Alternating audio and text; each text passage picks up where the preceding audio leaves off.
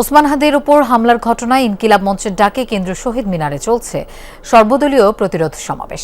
সেখানে যোগ দেওয়ার কথা রয়েছে বিএনপি, জামায়াত, এনসিপির। শহীদ মিনারে এই সমাবেশের স্থলে আছেন আমাদের সহকর্মী সুমাইয়া ঐশী। আমরা তার কাছে যাচ্ছি। ঐশী, প্রতিরোধ সমাবেশ শুরু হয়েছে কিনা, আর ইতিমধ্যে সমাবেশে কোন কোন দলের প্রতিনিধিরা উপস্থিত আছেন? সমাবেশ শুরু হয়ে গিয়েছে। বিকেল 3টা থেকে সমাবেশ শুরু হওয়ার কথা, তখন থেকে আমরা দেখেছি সমাবেশ শুরু হয়েছে এবং একে একে বিভিন্ন দলের যারা নেতাকর্মী এসেছেন তারা কিন্তু বক্তব্য দিচ্ছেন। এখন গণ অধিকার পরিষদের পক্ষ থেকে বক্তব্য দিচ্ছেন রাশেদ। তিনি কিন্তু একটু আগেও বলছিলেন যে আসলে হাদির যে যারা হত্যাকারী তাদেরকে আসলে খুব দ্রুত সময়ের মধ্যে গ্রেফতার করে বিচারের আওতায় আনার জোর দাবি জানিয়েছেন তিনি, এবং একই সঙ্গে বাংলাদেশের মাটিতে আসলে আওয়ামী লীগের রাজনীতি বন্ধ করার জোর দাবি জানিয়েছেন এই মঞ্চ থেকে। কিছুক্ষণ আগে আসলে ডাকসুর যে বর্তমানে ভিপি সাদিক কায়েম তিনিও বক্তব্য দিয়েছেন। তিনি সেখানে কিন্তু বলেছেন যে সব রকমের দল মত নির্বিশেষে হাদির বিরুদ্ধে যে হামলা হয়েছে, হাদিকে যে হত্যা চেষ্টার উদ্দেশ্যে যেই নির্মম হামলা হয়েছে, এর বিরুদ্ধে আসলে প্রত্যেককে ঐক্যবদ্ধ হওয়ার আহ্বান জানিয়েছেন তিনি। এছাড়াও বিভিন্ন দলের পক্ষ থেকে আমরা কিন্তু নেতাকর্মীদের দেখতে পাচ্ছি।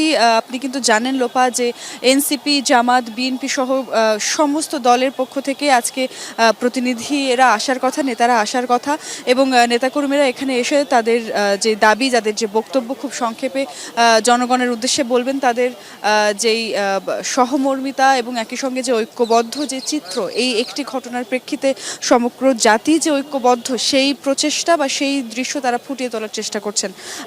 আমরা হাসনাতকে দেখেছি এনসিপির পক্ষ থেকে। এছাড়াও বিভিন্ন সময় আমরা কিন্তু দেখতে পাচ্ছি যে অন্যান্য দলের যারা নেতাকর্মী আছেন তারাও একে একে এসে পৌঁছচ্ছেন, এবং তারাও হয়তো কিছুক্ষণ পর মঞ্চে উঠে আসলে নিজেদের দাবিগুলো তুলে ধরবেন। আসলে সমস্ত দাবি, সমস্ত আদর্শ আজকে একটি বিন্দুতে এসে মিলিত হয়েছে লোপা, যে ওসমান হাদির উপর যে হামলা, এটি আসলে কিন্তু ব্যক্তি ওসমান হাদির উপর হামলা সেটি দেখছেন না, সকলে এটিকে আরো বৃহৎ পরিসরে দেখার চেষ্টা করছেন।